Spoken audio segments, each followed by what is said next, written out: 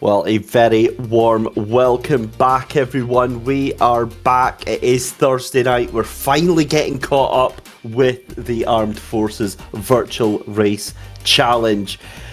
Good evening, it's David Christie along with John Knighton back in the commentary box here. A slightly different day. We're getting back to the schedule, back to normal next week. But Silverstone tonight, John. This is going to be an interesting night with a 1.6 mile variation of this circuit. Absolutely. Great to have you back with us, David, again. And missed it last week, but I'll tell you what, just a couple of days ago at Knock Hill, that was thrills and spills aplenty, wasn't it? And I think we could be due for something a bit similar tonight, although, of course, the Silverstone circuit is going to be a different sort of challenge for everybody tonight, and a lot of slipstreaming, I suspect, this evening. I think you might be absolutely right, because the variation of this circuit being the national layout, essentially it's a triangle. You've got the Wellington Straight, you've got the run down from Woodcote to Copse, then through Copse to Maggots. It's only really Luffield that you've got breaking that up. So where we saw maybe in previous weeks drivers being able to stretch off into the sunset, I think you're right. I think it's going to be a very, very close affair tonight here. Let's looking at how things have been going during qualifying. I've been watching the screens actually before we came live this evening, David, and there's a lot of fast action going on, especially with the GT3s this evening, and very impressive. See Matty Chambers there at the moment. He's on his outlap and obviously doing well with Ryan Martin there. Matt Isherwood is back.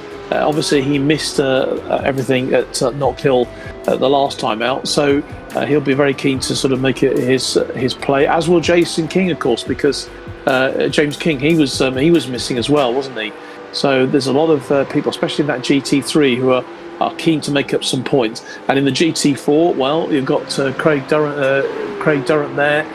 Leading the way again, and so it's going to be very interesting tonight. I'm really looking forward to this one.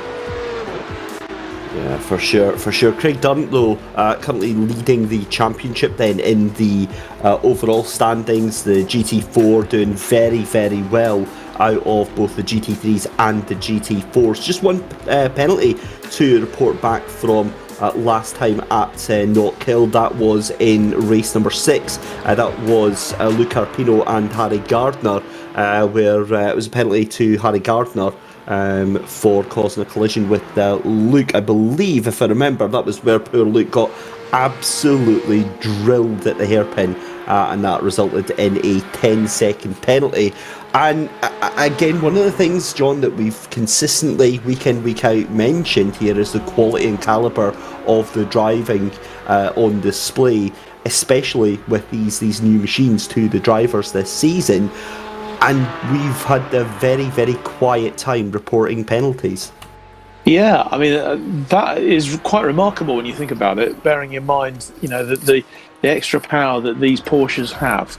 And particularly the GT3s, there's not a lot of help, is there, really, to get these cars around the circuit? There's not a lot of bells and whistles and extra toys that maybe they have in the GT4. But, they're handling them superbly well. And it's great credit, actually, to the quality of the driving that we have seen. You're quite right, David. And, anybody who is, who's leading the field at the moment, they have clearly, really got to grips with the new car, just with Colin Scott at the moment.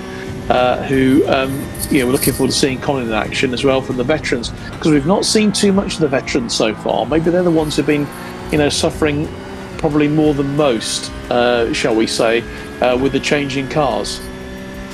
Yeah, and that's the thing as well, is that we've got the new season update here with iRacing as well, and that gives us another talking point as well, because in iRacing they go through 12-week seasons, and after each 12-week season on week 13 usually there's a fairly substantial update released to the platform, and that does usually bring out slight changes usually to the car. So this will be a lot of the drivers' first experience with whatever changes have been made. So it'd be interesting, John, to hear from the drivers later on tonight on whether there are any noticeable differences that take part in this brand new season. In Formula 1 they call it upgrades, don't they? I suppose this is exactly the same really in the iRacing too. The upgrades that they've had on the equipment as Colin Scott going around Woodcote there and heading obviously towards the Maggots and Beckett's. And I said the word, and who was that who's just gone off there? Looks like he's had a bit of a coming together. It was Craig, yeah. So sorry, Craig, if you're listening. Well, he probably isn't listening, but getting a bit complacent there, perhaps. But maybe a bit good to get that out of the system during qualifying at the moment, rather than actually in the race itself. But I think the drivers are going to really enjoy this evening. There's a lot straight, like I said, a triangular circuit really for this national circuit at Silverstone.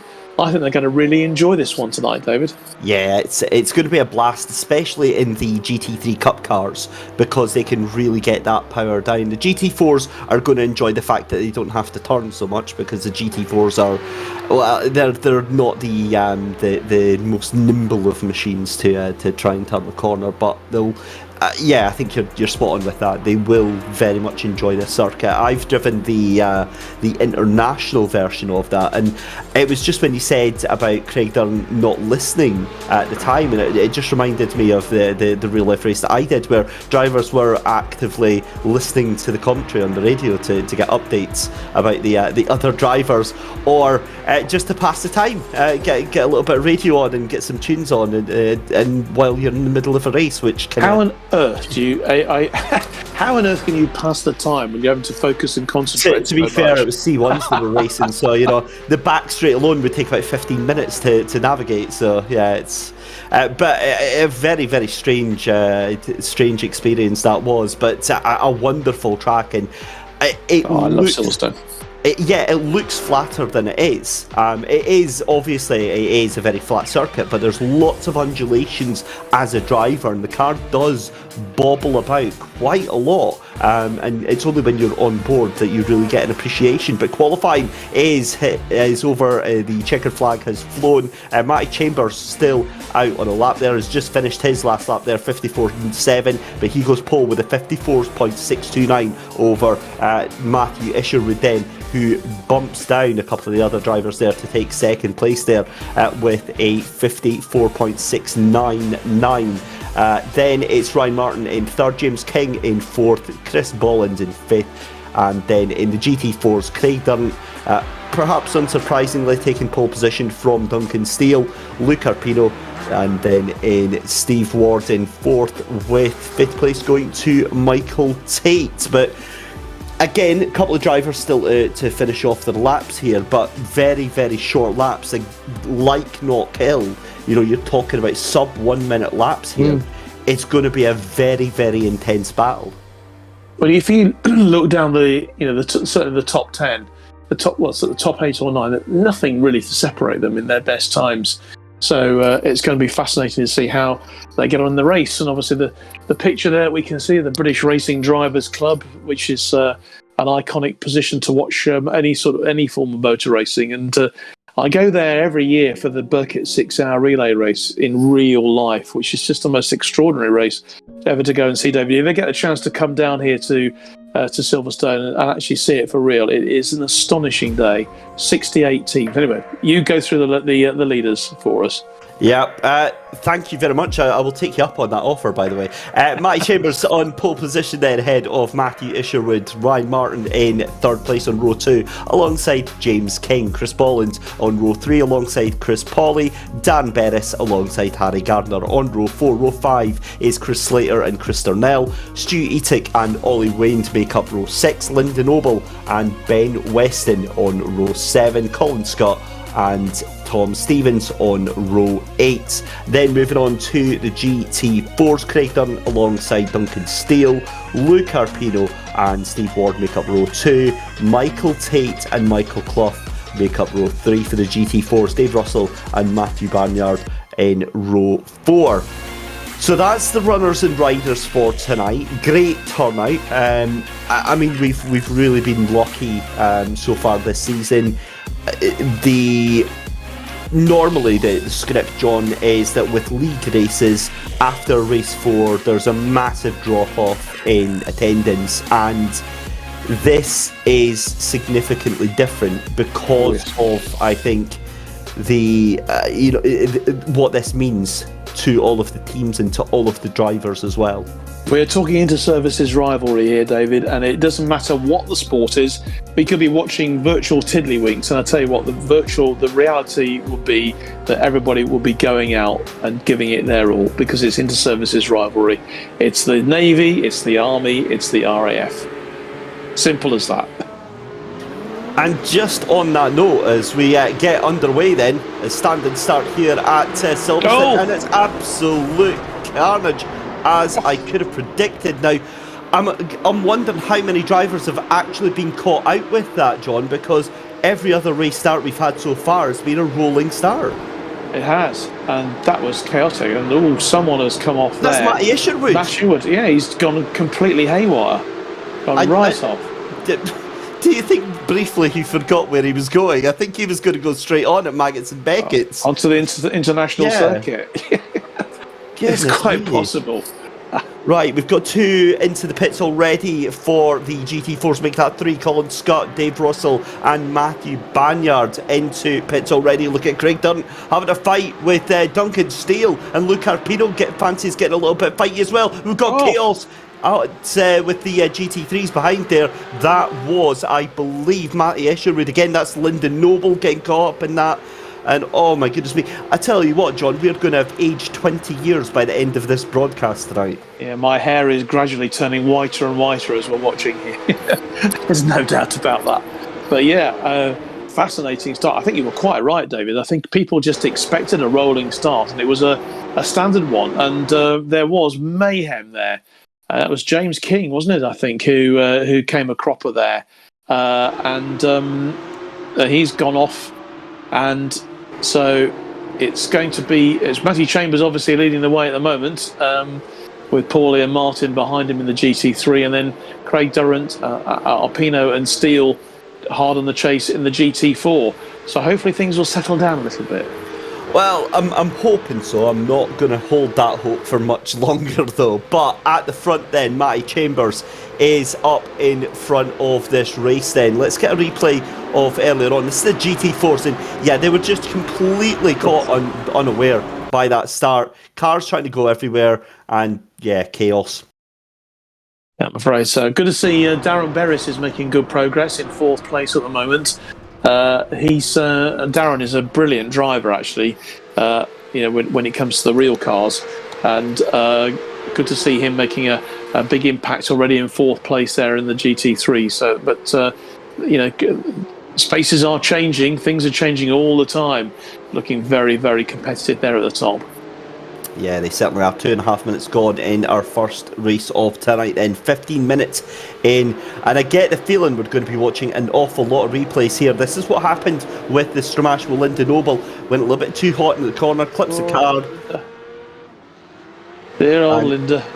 Yeah, very lucky not to get hit by the GT4s, and to be fair, as much as that's an awkward incident, gets to rejoin and will just head to the back of the field and keep going. So that's a good result. Oh my goodness me, Chris Slater just nuked someone going at Maggots and Beckett's there side by side. That was never going to happen there into Harry Gardner, and I tell you what, that car might be red, but I think the air inside that Porsche, John, is going to be a little bit blue. It certainly is, yeah. This is not a destruction derby, guys. Come on. What's happened? We've had a drop week. We've had Not Kill that you guys have watched yesterday, and now suddenly they're literally trying to do horrible things to each other here. Maybe it's just the fact that it's just a couple of days between the races, and I think maybe people are still a bit tired or a bit weary because it is testing stuff. This. But I think they just need to calm down a bit. I think about their no claims bonus. Yeah, they just need to calm down a bit, to be honest. I think they do. It's weird though as well, because Silverstone is. It's one of those tracks where you just can't throw it in like that. You have to.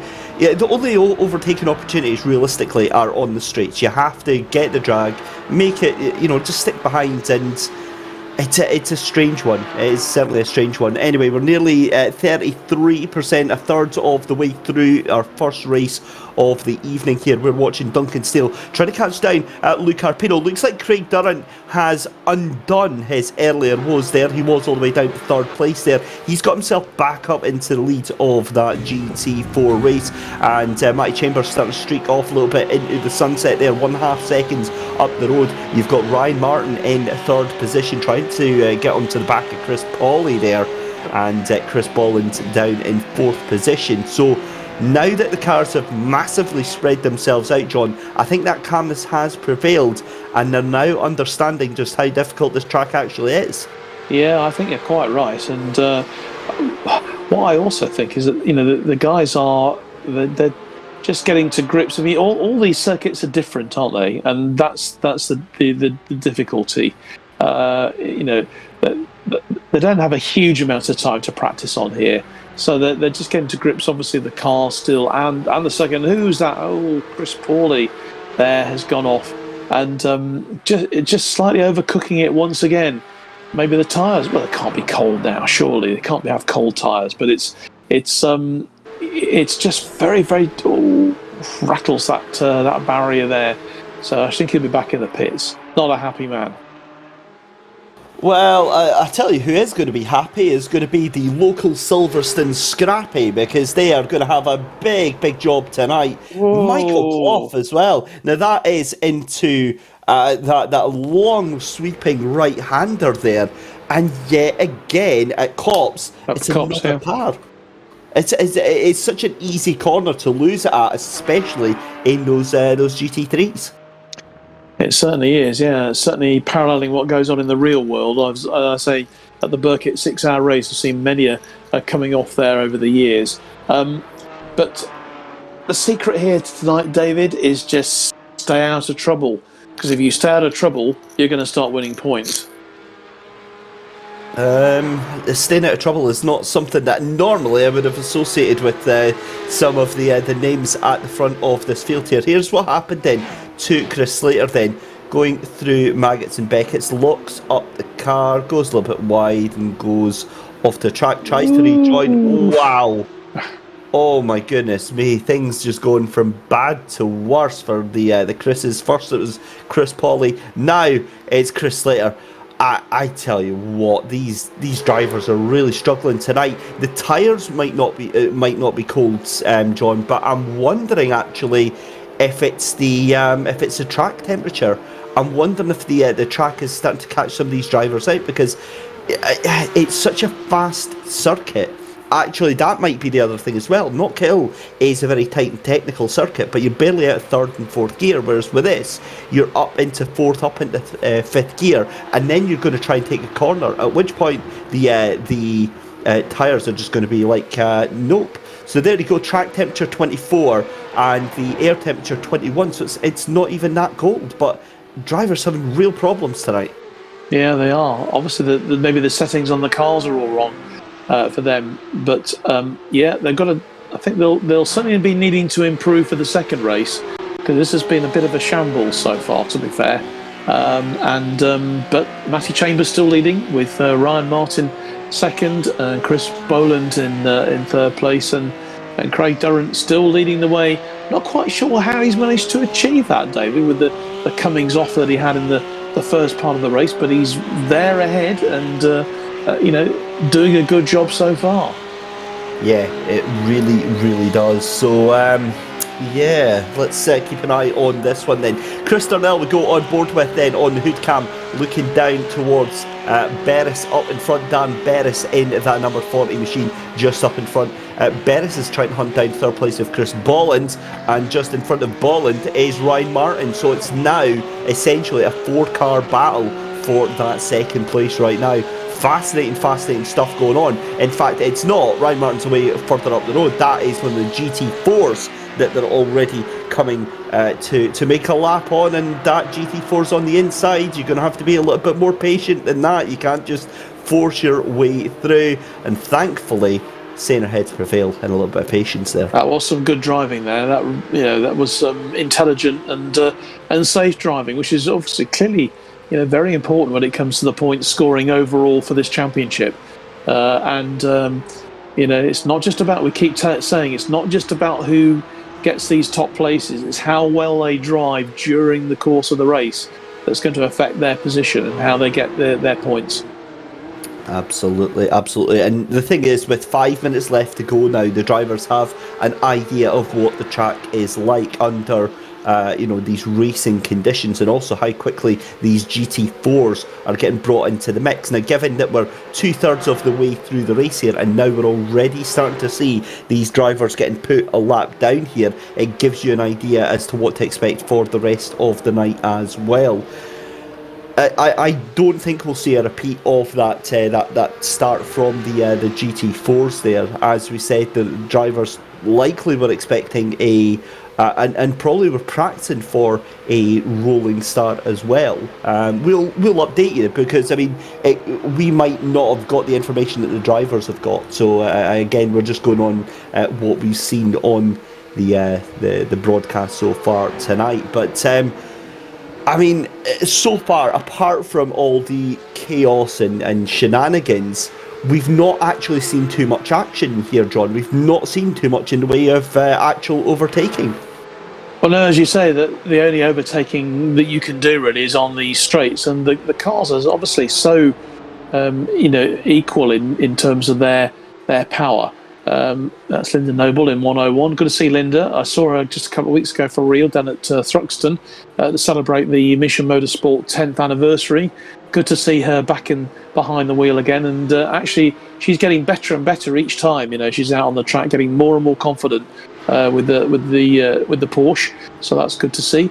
And I think saying that it's really just they're so evenly matched, aren't they? Which is why there's very little in the way of overtaking opportunity, particularly now the cars are all spread out around the circuit. Yeah, and the other thing with that as well is that it adds actually to the strategy, the planning that you've got to do, because it's so many other tracks that we visit through this season. You can go hell for leather and you can overtake left, right and centre here. But at Silverstone, or rather the Silverstone National layout, what you have to do is you have to stay with the car. If you lose the toe of a car in front and the pack breaks away, you're done for. You are not going to catch that pack back up. And that will effectively ruin your race. You're seeing here Linda Noble trying to stay Linda Noble staying ahead of Ben Weston. Ben desperately trying to stay in the toe of the car in front, because if Linda were to stretch away out of that aerodynamic range, then Ben is going to start dropping back here. And that affects your mindset. As a driver, you start taking less risk. You're more focused on getting, say, to about this time in the race, 12 and a half minutes in, and then making moves. That would have been the more sensible option, I think. But we saw far too many risks being taken with, 2-3 minutes on the clock. Linda is doing a sterling job, actually, here to keep Ben Weston out of reach, and she's up to 12th place. She had that coming off, as we saw earlier, so she's pulled herself back into the race, just behind Chris Slater, who's 11th, with Harry Gardner in 10th. That's sort of the battle sort of going on further down the field. But Matty Chambers holding his position. He obviously got pole position to start with, David, and he's still there, doing well right at the top, and he's got a 4-second lead now as well on Ryan Martin, and that should, barring major incidents, be good enough. Yeah, it certainly should. So this is Matty Isherwood, who currently is away down the... and see, that is such an awkward thing to watch, because it's so easy to do. What happens is the tail end of the car, the left rear to be specific, catches that inside curb at Brooklands and it over-rotates the car, and Colin Scott has been caught out onto that final corner as well. That is on the exit of Luffield, and no choice for Colin, straight into the pits. Where was Dave Russell going? Dave Russell had seen the hot dog stand in the crowd there and thought, I'm going to go and grab one, because that was almost straight off at Copse there. Yeah, again, caught out by that Copse corner, as you mentioned earlier. Darren Berry's here. We're seeing Darren, and he's coped with that pretty well, I think. And maintaining his position at the moment. Darren, just looking at him on the leaderboard, he's up still in 4th place. So this is probably his best race of the season so far, I would suggest. It really, really is. We go on a fantastic onboard angle there with Ben Weston on the left front doorway of that Porsche GT3 992 Cup car. This then through the right-hander at Maggott and then it's all the way down the Wellington straight here, and again trying to stay into the toe of that car in front, Lyndon Oval. You can see that time starting to come down very, very slightly, so a slight boost for Ben Weston, but in all reality that is his race going to be done and dusted at 13th position. There's very likely not going to be anything for him. Matty Chambers then just a quarter of a lap away from taking the white flag, I believe, here to make it the final lap of the race. In fact, we're over the 15 minutes anyway, so it's going to be done and dusted. And there it is, yep. Matty Chambers then out of Luffield Woodcut for the final time to cross the line, and a dominant race win for Matty Chambers in race 1. Ryan Martin is going to take second place, a great second place for him. Chris Bollins in third with Dan Berris in fourth position. Craig Darnell in fifth. Chris Darnell in fifth with James King in sixth position. GT4s is perhaps unsurprisingly to see Craig Durant in first position, Luke Arpino in second, Duncan Steele in third with Steve Ward in fourth position, and Michael Tate in fifth. And again, another win for Craig Dunn there, John. He is going to be a very, very happy chap.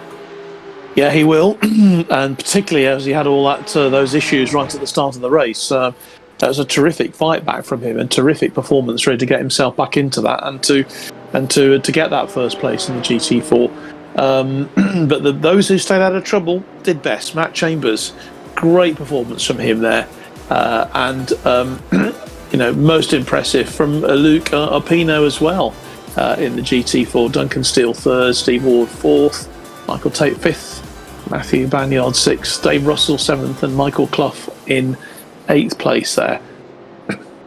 Be quite interesting to see what the GT4s made of that race start. The GT3s got a little bit easier though. Matty Chamber taking the race win there. Ryan Martin in second, Chris Bolland in third, Dan Berris in fourth, Chris Darnell in fifth, James King in sixth, Stu Etic in seventh, Ollie Wains in 8th position, Matty Yesherwood in 9th, Harry Gardner in 10th position, Chris Slater in 11th, Lyndon Oval in 12th, Ben Weston in 13th position, Chris Pawley in 14th, Colin Scott in 15th, and Tom Stevens rounds it out in 16th place. So there we go. Let's do the reverse grid wheel then for our next race, and we'll find out what is going to happen, because obviously, John, the reverse, I believe it's up to the top 11, top 12 can get picked at random. Looking forward to that second race, given what we saw, are you going to want to be anywhere near the front for that? Well, it's a good question, and I think one of the most important questions to ask the drivers when we get around, hopefully we'll do some interviews, is were they expecting a rolling start, or was that just straight out of the blue? They must have known, but some of them clearly didn't. So it'll be interesting to know what people make of it. So well, let's rattle through some quick interviews, and I'm going to hand the baton entirely over to you tonight, John, because I'm struggling with a little bit of coughing, and I'm sure the audience wouldn't like to hear that. But let's get our GT4s in first. Let's actually talk to our race winner first, Craig Dunn, and see what he has to say. Okay, Craig. Good race for you there in the end, I think. Although a few issues at the beginning. Tell us about that. Yeah, that was a surprise. So obviously we're expecting a formation lap, and the guy just waving the green flag, didn't he? So we went. So you were this is the question that David and I were sort of finding out. Were you actually expecting a formation lap and then to start in a rolling way? But obviously you started, in the normal with a normal start. So it certainly caught a lot of people out, and clearly it caught you out a bit. Yeah, exactly. These things happen, as soon as I realised that it was a standing start, all I wanted was a clean start, and that's what we got. So, make the places back up as and when you can, and finish the race first. Well, you did well, and obviously you got that first place, so congratulations on that. Let's bring Luke Arpino in as well. Luke, tell us about your race. It was a very interesting... from our commentary position, it certainly was, shall we say, a few thrills and spills there to enjoy or endure, depending on which position you were in.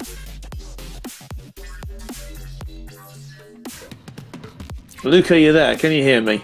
Actually, just before that, I think we're going to do the spin, aren't we? The spin of the wheel now. Is that what we're going to do now? Yeah, let's see the spin of the wheel. Luke's in with us. I hope he's not pressed the mute button by accident, but there we go. It goes round and round and round. It's a top 10 reverse grid. That means Harry Gardner, I believe, is going to be on pole position. Well, that's interesting. But Luke, let's come back to you from the GT4s. Second place. Happy with that? I think our boy Luke has nipped off to get a cup of coffee. Why don't we give him a little second just now, and we'll bring in Duncan Steele actually and see what he thought of the race there, John. Yeah, okay, Duncan. Third place for you in the GT4. Tell us about your race, because we were just saying there was a certain amount of confusion, I think, at the top with the rolling start. In fact, non-rolling start. Well, yeah, we didn't really find that out until maybe a minute, like as we were going on the grid. Everybody was like, is it a grid start? There's no pace car. So, I mean, it wasn't a problem for, I think it's easier to get the GT4s off the line than it is the GT3s. So, I mean, I got a good launch and got in amongst the GT3s, but, once they get in swing, they're away. So. They are indeed, but you more than held your own with a good third place there as well, and not too far behind the top two. Yeah, I just kept, because it's such a short lap and the speed difference between the GT3s, so you're just always kind of in traffic kind of thing. So I was stringing faster laps together, but you couldn't catch them. So. Absolutely not. Well, it was a very good race for you, Duncan, so congratulations. Thank you very much. We'll move on to the GT3s, and let's see whether we can talk to Matty Chambers. Matt, you got pole position there, and you obviously no one else was expecting the sort of start that we had, but that pole position certainly helped you, didn't it? So to get away as you needed to. Yeah, it was a bit of a surprise, but anyone that's sort of done like the official races, you're used to standing starts in the Porsche, so it wasn't too bad. If anything, it helped a little bit, 'cause I knew I was more confident I was going to get to turn one with a bit of a gap.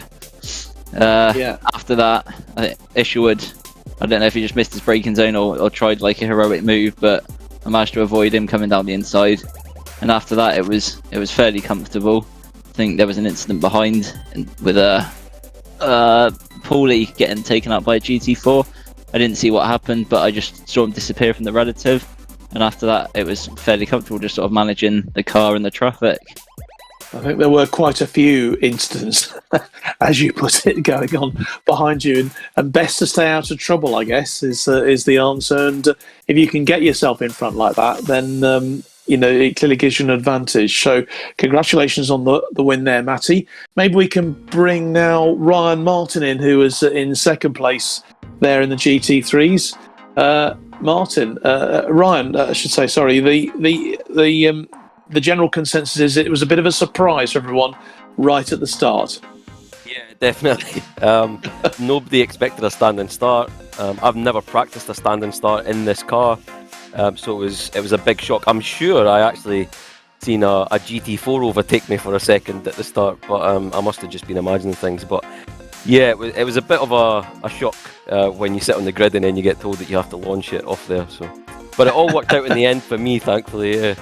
It did. It was a very good second place for you, and again, you were able to sort of stay out of trouble, stay out of the mayhem that was going on behind you, and really important on a track like this, because we said there's not a huge amount of overtaking opportunity, particularly when the cars are all very much of an equal sort of strength and power.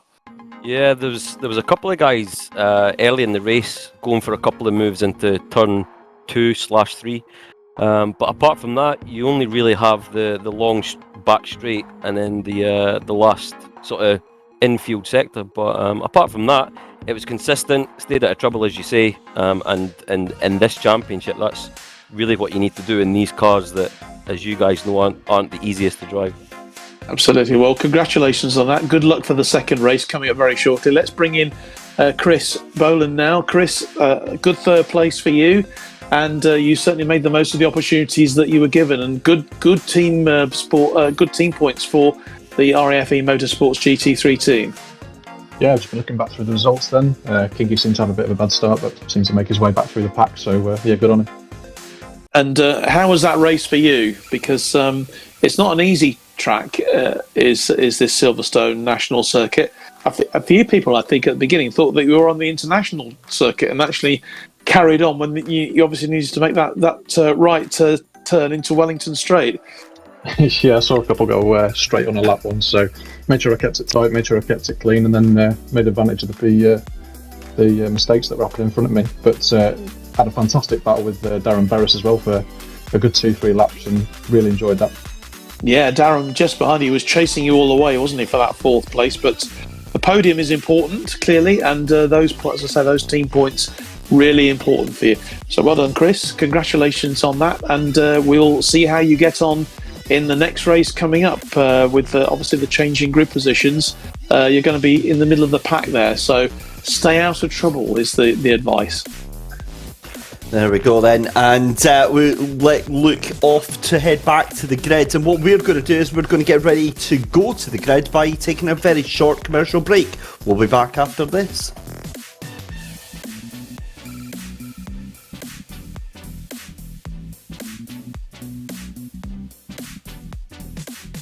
You can count on it.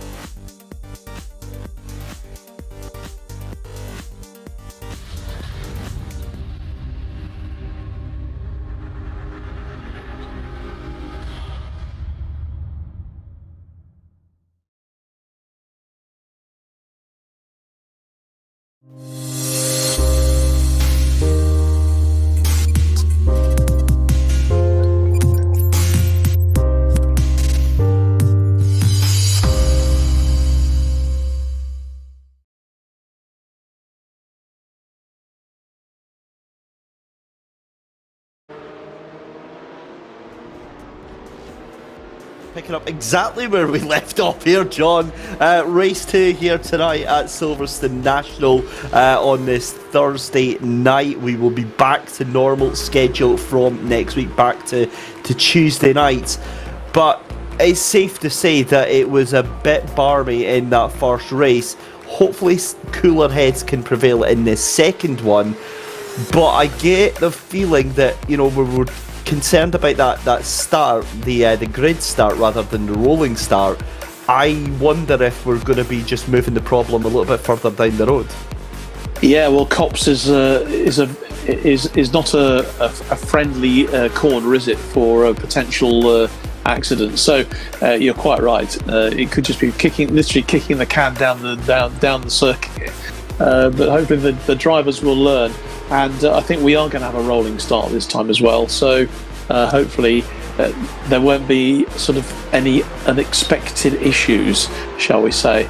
I think there's only one person, from what we sort of heard during that half-time break, who knew that it was going to be a straight start, and that was maybe Chris Slater.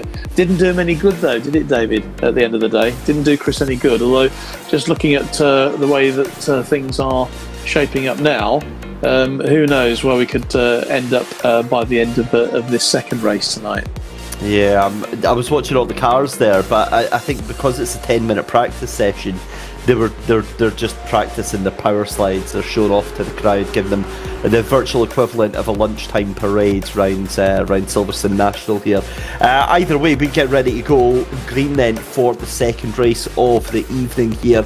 Another longer, the thing about this second race as well is that, John, it really bolsters the points on, and given the one thing we haven't mentioned yet tonight, that performance index, the way that these races are judged not by your position on the track but by how consistent a driver you are and how you're able to put those lap times in against where you should be against your best lap. It really does give these drivers that extra chance to boost their points for the weekend. Yeah, it does. And I think they'll be bearing that in mind actually when we start the second race, particularly those who maybe had just gave it a bit too much on the right foot, shall we say, on the accelerator pedal in that first one. Who were thinking, well, hold on, if we just take it a bit more carefully, a bit more, then here we are. But looking at the Drivers' Championship, Craig Durrant obviously did really well there with 87 points. Michael Clough is in second place on 66 points. Ryan Martin third on 55, with James King at fourth place at the moment, 52 points. Matty Chambers in fifth on 50, with sharing that with Chris Boland. Chris Donnell, 47 points, 44 points to Stu Eatock. Chris Slater in ninth place on 38 points, and Adam Barron in 10th place as well. So that's how the top 10 looks at the moment in the championship, based on that performance index as well. And the team doing best so far, and they've got a little 8-point gap now, is RAFE Motorsports GT4, with British Army GT4 in second place on 59 points. RAFE Motorsports GT3 are third on 55 points. The RAF Motor Racing GT3 team are in fourth place on 52 points, and on 50 points in the top 5, RAF Motor Racing GT4 with 50 points. The veterans right at the bottom of the table, they could do with getting a few more points there from the 4 they have so far, and maybe they'll grab some more points in this next race. And that championship, the performance index, anyone who's watching for the first time tonight, David, it is rather difficult to get your head around, isn't it? Because you think, oh, straight race, like in Formula One, the first first gets 25 points, and then you count down. But it doesn't work like that at all in this e-racing. No, it really doesn't, and that's what makes this championship so unique and such a fantastic watch, is the fact that really it goes to more than just the action on track, which on nights like tonight, where we're that first race, we were starved in the middle part of the race for action and for the drama that we've seen throughout this season. It makes it more about who can be the most consistent and that makes it a much more enjoyable prospect. It also stops, the likelihood of drivers just being able to absolutely romp away with something. The likes of, say it's an eight-round championship, drivers being able to, essentially win it by round 5. We don't have that, which is a brilliant thing. It's still a very, very closely fought battle. But there we go, checkered flag has flown, and we are about to go green then for the second time tonight. And as predicted, Harry Gardner takes to pole position alongside Matty Escherwood then. That is row 1. Row 2 is going to be Ollie Wind and Stu Eatock, with row 3 going to be James King and Chris Darnell. Row 4, Dan Berris alongside Chris Polland. Row 5 is Ryan Martin and Matty Chambers. Row 6 is Chris Slater and Lyndon Oble. And then on row 7 is Ben Weston and Chris Pawley. Then at the back of the grid for GT3's Colin Scott with Tom Stevens rounds out row 8. Then on to the front of the GT4s is Dave Russell alongside Michael Tate in P1 and P2. P3 and 4 is Steve Ward and Duncan Steele respectively. And then row 3 is Luke Arpino in 5th, Craig Dunn in 6th position, Michael Clough, the back of the field. He is going to be wanting to make up for a very, very disappointing first race here. But I'm delighted to say, John, we have a pace car on the field. Okay. I hope he doesn't come a cropper. Pace car's going to win this one, John. Pace car's going to win this one. Okay. Well, let's just see, shall we? As away they go, and they need a pace car just to sort of maybe to steady the ship just slightly as they go around Copse for the first time. But what a wonderful circuit Silverstone is, isn't it? What an amazing place to go to. Whether you're there in real life or whether you're there for this esports as well, it's just something very, very special about the home of British motor racing. It's such a wonderful circuit in real life as well, and as I said, having been there, it looks very, very flat, but when you're actually on a car there, you appreciate how bumpy that surface can be over the different parts, especially through Maggots and Becketts, and the bumps always seem to come at exactly the same point where you need to brake as well, which usually knocks you off a little bit and sends you more often than not into the gravel. Actually, fun fact here, during my very first race in real life in a C1, I managed to spin my car into the gravel under a safety car at Luffield. That was my impressive claim to fame. It takes a special level of skill to do that, John. It does. You shouldn't give too much information away like that. It ruins your credibility. That implies I had some in the first place, but never mind. The car's coming around Luffield, the pace starting to intensify, and the pace car pulls in. Harry Gardner is going to be in charge of the pace here as we get ready to go green on our final AFVRC race of tonight, as Matty Escherwood starts to get a little bit cheeky. He wants to go, he's keen. Look at Ollie Wind as well. Ollie Wind is bringing that pack up nice and tight. Ollie Wayne doing a brilliant job there. Lights go on, lights go off, and we go racing. Stunning start for Harry Gardner, goes immediately to block Matty Escherwood. Ollie Wayne right on the tail as well. All the GT3s get through Copse Corner. This is more like it. This is the action we wanted to see. The GT4s get good as well. There's a little bit of rubbing, a little bit of contact, but they look like they're going as well. We've got a car spinning off in the background. That's Luke Arpino. Luke Arpino from the GT4s. He is done and dusted. Oh my goodness me. Right, we've got a new leader of the GT4s then, Steve Ward. Meanwhile, GT3's Harry Gardner leads him down into Brooklands for the first time of asking. And John, that was a cracking start there. It was a wonderful start, and well done to Harry Gardner, because he did so well there. He had a lot of lots of fast metal behind him, right behind him, and also away to his left-hand side. He did really well, took the inside line going into Copse, and did a really good job there to get himself. But he has lost out now. Yeah, and James King. Oh my goodness me! Oh. That's a huge accident. That is Harry Gardner and Josh King. That's James King. James King. James King spun. The back end rolled out. Lyndon Oble off into the grass as well. Some afters there. We've got another car off there. That is absolute chaos and carnage kicking off in the background there. And there are cars everywhere trying to rejoin here.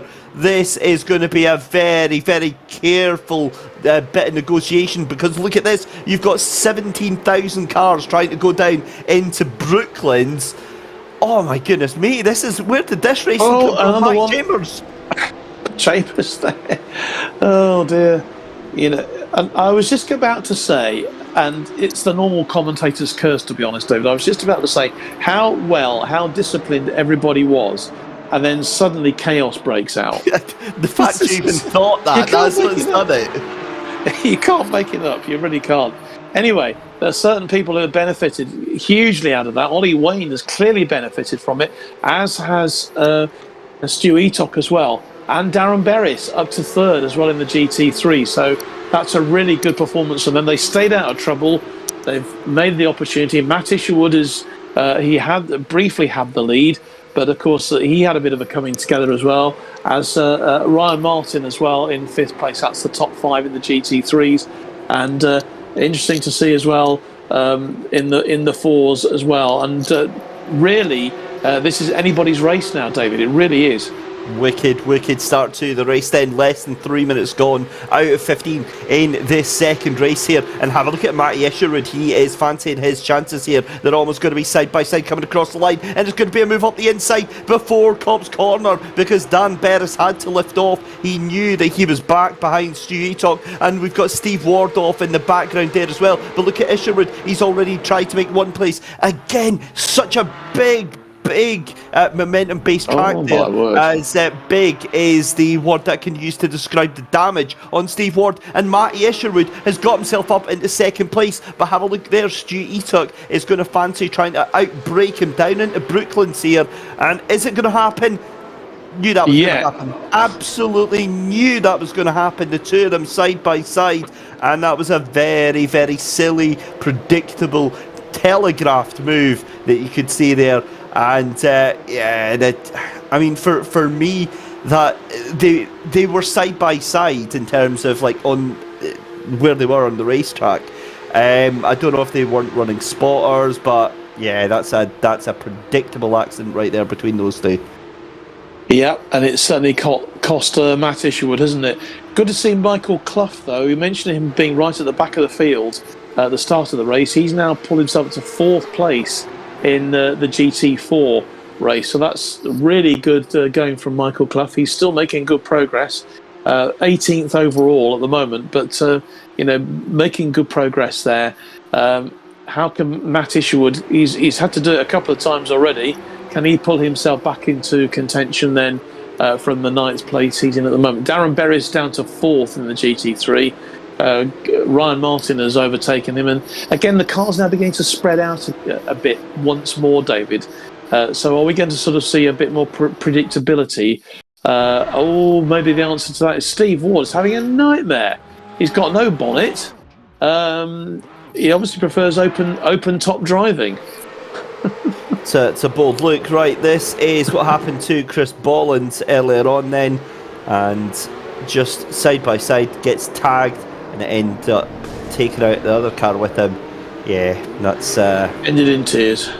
Yeah, it's not the best. Right, we need to take a moment here to talk about Ollie Wayne, who is currently in the lead of this race by 2 seconds over Stu Eatock here. Now, this is Ollie Wayne's best performance of the season. It's going to be his highest points of the season, and quite frankly, it's a brilliant performance by him. We're only a third of the way through into this race here, but right now Stu Eatock doesn't look like he's shown any signs of letting these positions go here.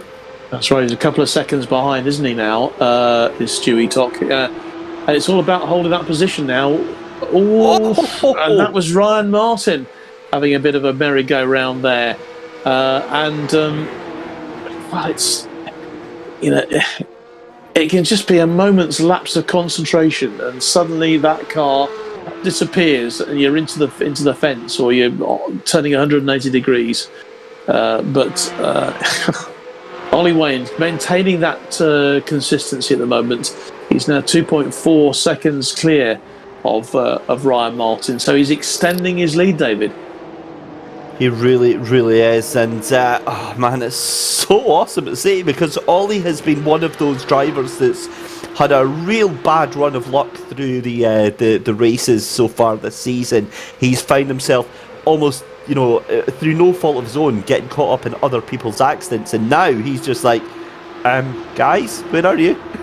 He's looking at his mirrors, and they're just getting further and further back, and Ryan Martin doing a brilliant job of trying to get past his teammate there. But the other thing is, I can't believe that we just saw Stu Etic having an accident to himself there and somehow missing everybody else that was there. He speared right through a pack of 5 cars and missed them all. He did. I think it mentioned as well for Darren Berris, third at the moment. He's got half a second lead on Chris Pawley. Darren, of course, who was fourth in the first race, so he's having a good night. Do you know what? I just mentioned his name, and what happens? He goes off. He's dropped down to 9th. He just lost it on that corner. Why did I mention him? It's fine. It's fine. There's no such thing as that. If we say there's no such thing as the commentator's curse, it doesn't exist. That's fine. You just saw proof of the opposite. You just saw absolute we didn't proof see of the anything. opposite. It's absolutely fine. I'll have to apologise to Darren personally at the end of this.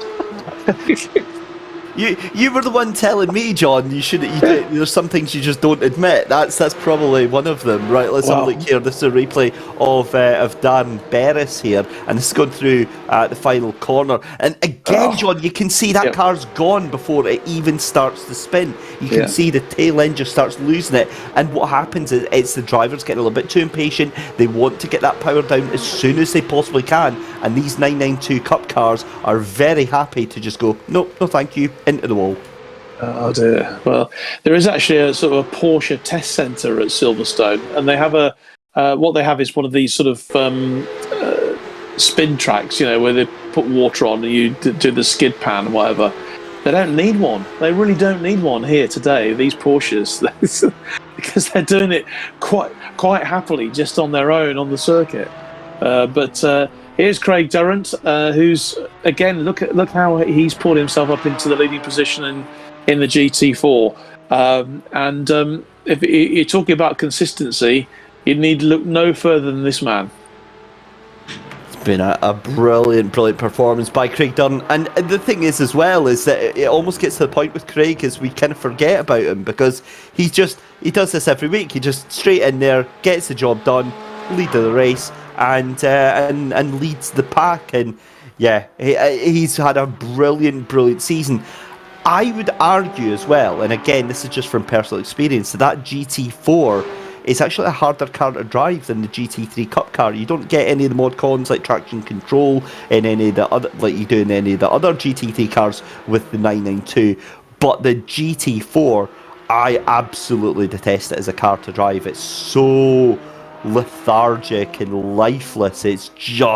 It's like a big wobbly bowl of jelly when you try and move it from side to side. The understeer is unbelievable. But Craig Durrant here, he is shown that's obviously I'm just very bad at this sim. He's really mastered that car, because John, every track he takes that car to, he's just able to dominate in it. Well, he certainly is in the class. The only problem I'm having, David, is I'm very loath to mention how outstanding any driver is. That's just what happened to Darren, because you mentioned them, and suddenly it all goes pear-shaped. So, I'll just say they're all doing well, and then they'll all do well, I guess. But it's all hotting up there at the top, isn't it? With Ollie Wayne is only a half-second lead now on Ryan Martin. And Craig Pawley is, hanging on in there 1.2 seconds behind in third place. So there's still a lot to play for here in this GT3. Yeah, there certainly is. And here we go then. This is the battle for the lead with 4 minutes left to go then. Ollie Wayne's hanging on by absolute claw marks right now. Fingernails is all he has got left, because Ryan Martin is all over the back of that one. They've got a GT4 car in between them just now, and it's the exit speed that Ryan is able to manage that gets him that pace and gets him right onto the back here. And you can see here, he's not putting himself in any dangerous positions before the corner here, but he unbelievably just bides his time. He just waits so patiently and tries to force the mistake, and that's exactly what's happened there. Ollie Wayne makes a mistake, runs deep into that right-hander and gets a poor exit, but because he got a decent run-off from the exit of that corner, actually got a better acceleration over Ryan Martin, and now the two of them are backing up. Now it's become, John, a 7-car race for the lead. Incredible. It's so tight, isn't it? This could go in any direction, but Ollie Wayne has that lead. He's obviously got the racing line, and he's sticking to it. He's sticking to his guns here. And, obviously being totally neutral here, but I really hope Ollie can hold on to this, because it'll be a terrific boost for him, as you say. And there we go, Ryan Martin into the lead. I'm going to switch my microphone off, because I just think that I'm just cursing them all. Oh, that was amazing. Sorry, it was guys, literally, really John, it was literally as soon as you said it, I was covering my eyes as soon as you said it, and yeah, it happened. I realistically though, we as much as I was wanting to see Ollie in the lead as well, we've spoken to Ryan many times. We know how fast he is. We're getting all the impressions that it was only a matter of time, and I think that Ollie, in that fight, I'm worried that he's maybe overcooked those tyres a little bit, because he's starting to slide, he's starting to panic, he just needs to breathe. He's only got 2 minutes that he needs to hold on. Ollie Wayne definitely on course to get his, I believe that would be his first podium of this season, and he just has to hold on. That's what he has to do. Chris Pauly is in that third place as well. I believe this is going to be Chris Pauly's best ever finish, because he wasn't able to make the last 2 meetings. So again, this would be an amazing turn up to see these two getting podiums. It would, and just good to see some new faces there, making a mark finally. Maybe finally getting to grips with these cars, because they are just so different from the Mazdas that we had last year. And so it's a whole new bag of skills that they're learning, and with the tracks so different as well, it's a huge learning curve for all of them. But Ryan Martin keeping that lead at the moment, just 0.6 of a second ahead of Ollie Wayne, who's maintaining that second place. Chris Pauly third place, and then Tom Stevens in fourth place, and Craig Donnell, or Chris Donnell rather, he's in there as well. So close. It's a real battle. It could still go in any direction. One false move from any of these drivers in this pack, and you could have the likes of Matty Chambers climbing up into the top position. Yeah, and it's side by side then between Ollie Wayne and Chris Pauly over the last couple of corners here. We're going to have one more lap left to go, I believe, as Ryan Martin comes round the final corner here, gets his way past one of the GT4s. It's going to be nip and tuck as to whether we get another lap. We do get another lap in, I believe. He goes across the line. We do. So this is the final lap right now then. So Chris Pauly has taken that second place from Ollie Wayne, but Ollie Wayne gets a better exit from there. Oh my goodness me, we've got 3 cars wide because of that GT4 car now as well. This is unbelievable stuff that we're seeing right now, and that means that Tom Stevens is actually taking third place. Ollie Wayne up the inside to Ollie's back into third place here on the final lap, and this is going to be a drag race down the Wellington Straight then, down in towards Brooklands. It looks like Matty Isherwood somehow, where does Matty Isherwood come back from as well? Ollie Wayne though, it looks like he is going to be secure in that third position, and then into second is going to be Chris Pauly, but it's Ryan Martin who's going to come out that final corner to take the win here. An unlikely win, but on a crazy GT3 Cup race. What a performance. Chris Pauly in second. Ollie Wayne takes the checkered flag in third position. Tom Stevens in fourth. Matty Isherwood in fifth. Matty Chambers in sixth. Chris Thornell in seventh. GT4's, unsurprisingly, Craig Dunn takes the win again. An amazing win. 7.7 seconds. Fantastic racing in that GT4s there. Duncan Steele in second place, and then in third place Dave Russell, Luke Arpino in fourth, and then Michael Clough making up for a poor race one by getting fifth place in the GT4s. John, if the first race dried up midway through, my goodness me, they made up for that in race two. Yeah, they certainly poured some expensive petrol on the fire there, didn't they, to really get us moving in that second race. What a battle that was! That really was. With Craig Durrant, Duncan Steele, Dave Russell, Luke Arpino, Michael Clough, Michael Tate, and Steve Ward, the top seven then in the GT4, and a second win of the day for Craig Durrant. Perfect from him. Ryan Martin, great performance. He's had a really good day, hasn't he? Chris Pauly, excellent from him with the second place. Ollie Wayne also on the podium for the RAF Motor Racing GT3 team. To get that third place. Tom Stevens, Matt Isherwood, don't know how he got back to fifth place, did really well there. Matty Chambers, Chris Donnell, Chris Boland, James King ninth, Darren Berris, all the way from third place down to 10th. Ben Weston, Harry Gardner, Stu Eatock, Chris Slater 14th, Colin Scott was 15th, and Linda Noble in 16th. So those two veterans getting some valuable little points at the end there for the veterans team. But wow, what a race that was. That was an absolute barnstormer. Really enjoyed that. Cannot wait to hear, John, what the drivers have got to say to you, because I can imagine that flew by in the blink of an eye. We've got some of the drivers heading in now. We've got Ollie Waynes, Chris Pauly, and Ryan Martin. So John, we'll throw in Ollie and we'll work our way backwards up to the top. Yeah, let's bring Ollie first in. Third place today. My word, Ollie, that was quite a race there. It could have gone to any one of seven of you on that last lap. And you led for a while, and we were keeping our fingers crossed here that you were going to cross the line in first place. But I think at the end of the day, you'll be happy with that third, won't you? Yeah, my tyres were totally gone at the end, and I just didn't have the pace. But yeah, really happy with third. I wasn't expecting to be anywhere tonight because I've not really practiced that much. So yeah, quite surprised. I just took advantage of some mess at the start, I think, really. So that second race was as exciting as the first one kind of was a bit predictable. So do you think all the drivers benefited maybe from the rolling start this time? It just gave you that bit more confidence going into the start of the race? Yeah, it just mixes things up a bit too much on the standing start. The first race, I just spun the tyres up, and then the GT4s start coming through as well, and it makes the whole thing it sort of splits everyone up a bit as well. So, but I think that's your best performance of the season so far. So a real confidence booster going forward. Yeah, I just need to give myself a bit more time to practice, I think, and then hopefully beat it next week. Practice makes perfect, Ollie.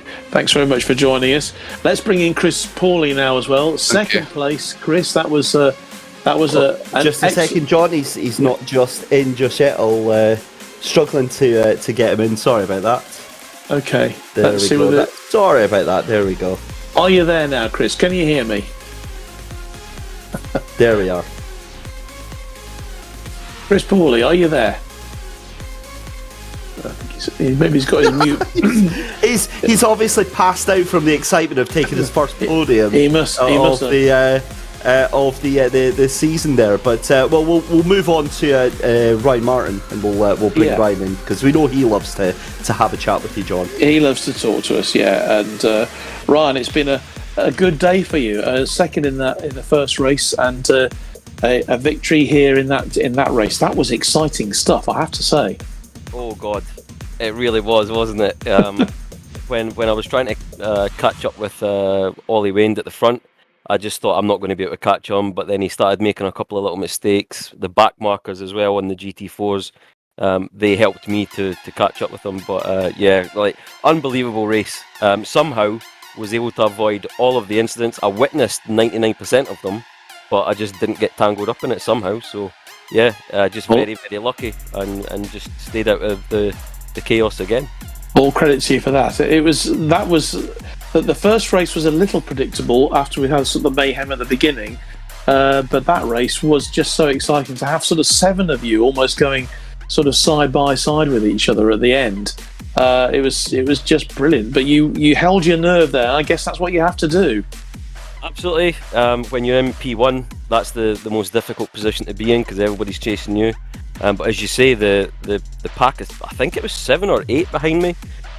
Just really close. They were all battling. I can't wait to watch it back because that must have been a really, really good race to watch.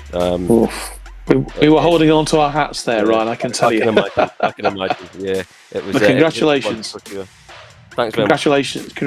And I think, is Chris Pauly there now? We tried to get through to Chris earlier on. Maybe he had his mute button on. Chris, are you there? Can you hear us? Because we'd like to get your view on that race. Actually, I think he might have gone. So let's move on then to the GT4s now. And let's bring in Craig Durrant, who we spoke to. Obviously, we spoke to Craig after the first race, and Craig, Mr.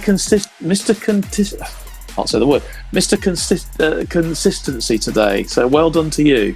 Yeah, well, that's what we're all aiming for, isn't it? Consistency and race wins as well. What can you say? Well, you kept out of trouble, and there was lots of excitement going on ahead of you, that's for sure. But David was saying that the GT4, it's not the most exciting car to drive sometimes, but you're making it look very easy. No, I think the first few laps are definitely quite exciting. I had to work for it. There weren't free passes to get to the lead. The car, it is much easier to drive compared to the Porsche Cup car. It is great fun to drive, I think. Well, you've certainly made it look easy tonight. I'm sure it isn't easy, but you've made it look easy tonight. So congratulations to you. Let's bring in now Duncan Steele, who was second in the GT4 this evening. Duncan, happy with that performance? Let's see whether Duncan is there. I'm just seeing whether he's there. Yeah. Well, you're happy. Yeah. Are you a happy man going at the end of the race? Yeah, that was a good race. Pretty quiet again after the first lap, but it was more a case. I mean, the highlight was getting out of the way for that absolute train of GT3 cars that came through. I don't know, there must have been about 8 of them in a group that not going to say forced their way past because I did let them pass, but yeah, it was good fun. We'll say that. It was good, very good to watch, I must say, and I think you did well to sort of hold your nerve there with all those cars trying to jockey for position there, particularly in those last couple of laps. Yeah. But overall, I think you'll be happy with the day's racing. Yeah. Yeah, I'm happy. I mean, I'll have to put in some laps to try and match Craig Durrant. He seems to just have an edge everywhere. I don't know. He's just better. He's just better than me. Well, I think you're making a really good fist of it. Dave Russell, let's bring in Dave as well, just to complete our roundup on the GT4. Dave, that was a very interesting race to watch from our point of view. What about from a driver's perspective, from your point of view today? The main thing was what can only be described as a swarm of GT3 cars coming through. But it was nice to see everybody get through the field and everybody have a really clean race. It was good. Yeah, it was a clean race. There were. I thought that the start was very good. It was the fact you had the rolling start helped, and certainly it made for an excitement at the beginning, and maybe a bit more predictable because the first race was definitely anything but that when it came to the start. But I think the rolling start does make a difference, doesn't it? Yeah, I agree. It makes everything that little bit more predictable. Obviously the GT3s are much quicker, but they're harder to get off the line. So, and good points as well. If one person bogs down in a 3, then somebody straight into the back of them in a 4. Yeah, absolutely. Good team points for RAF Motor Racing GT4 as well. So you'll be pleased with that. Yeah, that's good news. Yeah, really good. Great drive again from Duncan, Luke. It was indeed. Well done to you, and all the best for the next set of races coming up, which we'll be looking forward to next Tuesday, I think. Now, I really would like to talk to Chris Pawley. We've been trying to get hold of him all night. He's waiting in the interview waiting bit, although he's just disappeared off the. Is he there, Chris? Can you hear me? Well, not having much joy. He is trying. He muted and unmuted his mic, so unfortunately, I think he needs to go into his settings into Discord and make sure that he's on his right microphone device. So what we'll do, John, is we'll leave him in the room, and if we suddenly hear a big burst of noise, then we know that Chris has returned. Well, we'd like to talk to him because he's done. It's a really good performance from him tonight, and it's someone we haven't heard from certainly in the course of the championship so far, and. I think to get a second place in the GT3 in this event is a really good performance tonight. So it would be good to hear what he has to say about it. But we'll keep our fingers crossed, shall we, David? Yeah, we certainly can. I mean, let's reflect on what we've seen tonight, John. I mean, race one, as we said, we had that unexpected change of start conditions, caught the GT4s out. I think it's safe to say the GT3s were a little bit less affected by it than the GT4s. It wasn't actually the start, it was the reaction after the start. It was the cars trying to scrabble for track position and trying to get past each other. But after that, it did calm down, and it got a very, very quiet very, very quickly. And then after that, race two was just a fantastic cacophony of aggression and just trying to push and cars really trying to throw themselves behind the entire race. Well, I think the quote of the night has come from Dave Russell. He described it as a swarm of GT3s trying to get past him. A swarm of angry GT3s. That's what they were. Yeah, I think that sums it up perfectly. And on that note, ladies and gentlemen, that is time for us to sign off for the night. A huge thank you on behalf of myself, Dave Christie, and my good buddy in the commentary box, John Knight. And as always, it's a pleasure to have him joining me in the commentary box. We move on because we're back to normal service next week. Tuesday night, we are heading to Brands Hatch. It's the Indy layout, so that will be awaiting us next week. A huge thank you to Mike Yao behind the scenes in the production office at SimSport for putting all the beautiful pictures and audio for us as well. A huge thank you to all of the team as well for organising the races and the season, and we will see you next Tuesday night. Have a great week, and we'll see you next time.